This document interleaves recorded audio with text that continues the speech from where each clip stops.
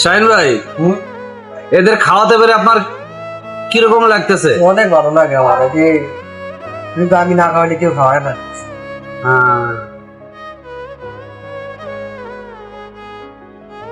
এটা কি মা এটা নাকি? এইটা মা 7টা বাচ্চা দিছি, 7টা বাচ্চা। আর আছে ওই দিকে 3টা থাকবে। তো ওগুলো নিয়ে আসেন, তো সুন্দর করে যত্ন নেন আপনি। আসলে কি আপনার অনেক ভালো লাগে এগুলো না?